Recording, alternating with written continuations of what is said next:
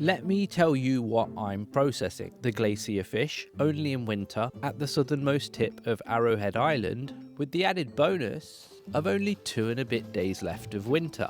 It doesn't take long to find the spot, and soon after I get my first hook. Yeah, this isn't going to be easy. I mean, I make hard work of catching a lingcod. So, giving myself 2 and a bit days to catch a legend that only appears in winter? Yeah. The uncomfortable part is, I should have started looking for this fish a week ago, and that lands with a very clear, oh shit. The kind where you immediately know this is going straight onto the list of mistakes you wish you hadn't made. The kind where time slows down just long enough for that rotten feeling in your stomach to properly settle. And how did I get here? I'd given Clint his birthday present and popped into the museum to donate a few artifacts. I didn't need to be anywhere specific, so I started reading. There aren't any new books. I've not been worm tile chasing this week. And yet, how the hell has this happened? Why does it feel like it's the first time I'm reading about this fish when I'm certain that's not the case? Still, it really shouldn't be a problem. Not with my resources. After the week I've had, catching one legendary fish shouldn't be the difficult part. Even if spring's nearly here, it shouldn't be a problem, right? A week ago, I thought I knew exactly what I should be doing, and I felt more like a navigator than a farmer. Thursday's my weekly oak resin collection, which means adding a keg or 2 to the collection. Okay, who am I trying to kid? If I'm getting 4 resins, I'm going to make 4 kegs. You probably know that about me. This pumpkin juice took 3 days. The same goes for these pickled yams. Do I need more kegs? Probably not. Is it a chore fetching the materials to make them? Yeah, a little. But they let me get through the stockpile of fruit and veg way faster. Sure, I could sell them raw, but when the juices, jams, pickles and wines sell for way more than the ingredients ever would, waiting a few days makes sense. And once the machines are running, the numbers become predictable. If I need a few thousand, easy. 10,000, fine. 20, also fine. You get my point.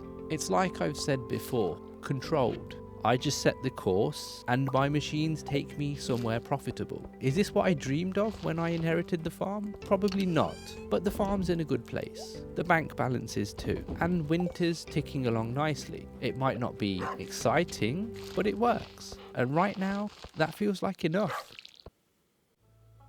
Less time on the farm means noticing things, like Willie's shop suddenly overrun by crabs. Gus saves the day, apparently this means crab cakes. I've never looked at the menu in the saloon before, and after the recent coffee revelation, discovering a recipe for a triple shot espresso required a small moment of composure. My favourite person in town has become Clint. He grabs me for a chat in the saloon to talk about his love troubles, and a few days later he's hiding in a bush before he asks Emily out on a date. He's so wonderfully hopeless, I can't wait to see what happens next. Willie sent me bug hunting, which meant multiple days in the early mines.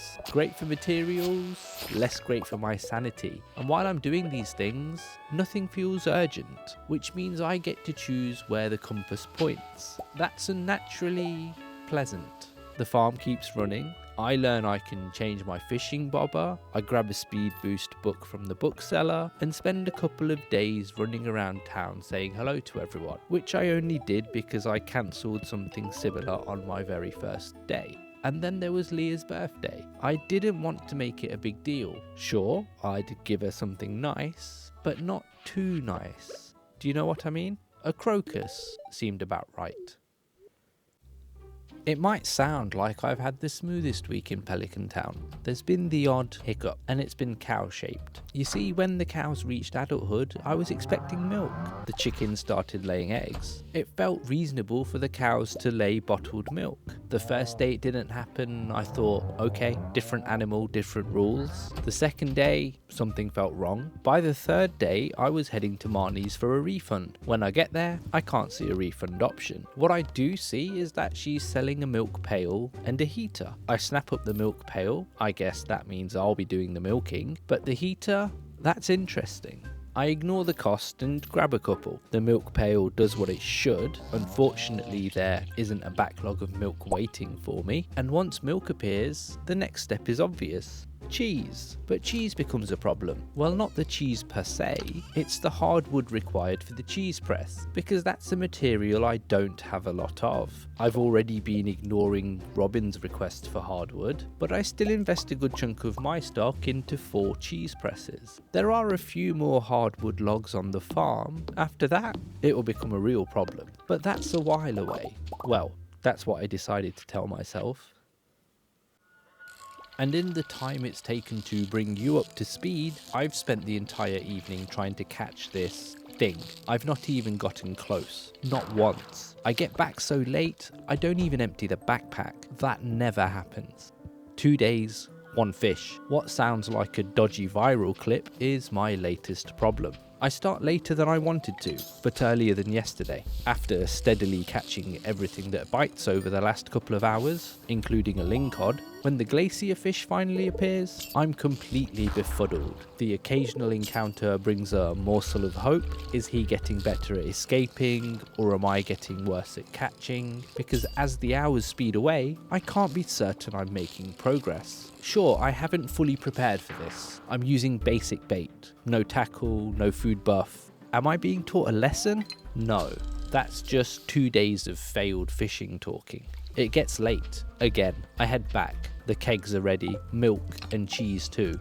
Great. Work when I don't have the time. I dump whatever I can into the machines and run. Somehow, I make it. New day, same first job. Emptying last night's backpack. And I don't like it one bit. That's bringing yesterday's work into today. Not my style. I root through my storage and find a fishing buff in this dish of the sea.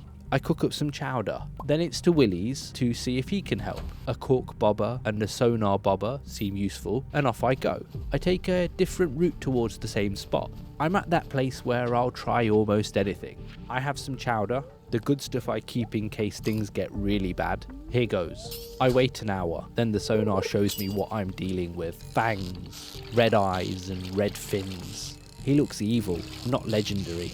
I'm closer than ever. He still escapes. Just a matter of time. After a few hours, I need to step away. Not to take a break, to consider what I'm doing. The last few days of winter were to prepare for spring, not chase a legend. I head back to the farm. At least let me make sure I've got enough cash for tomorrow's seeds. And I've got the tent in case I need it. I can't believe I'm heading back. I can't believe I'm considering the tent. I start again and learn if you don't catch the fish, you don't get the treasure chest. The sonar dies. On goes the cork bobber. It's midnight before I notice. I need energy. For the first time in what feels like forever, the cork bobber dies. It takes me a while to realise I actually have to eat something before I can continue. I'm either exhausted or far too relaxed, and I know which one it is. It's too late now, 1 AM. I start to head back, but I've got the tent. I keep going. One last try. Maybe this one. And as the bite lands, my time runs out. For the first time I realise what it's like not to sleep in my bed. It's the first day of spring. Let me tell you what I'm processing. Linus rescued me. Apparently, I was being mugged. Clint and Robin have upped their prices. I haven't got the words to describe the state of the farm. I'm just glad the wheat in the kegs has turned into beer.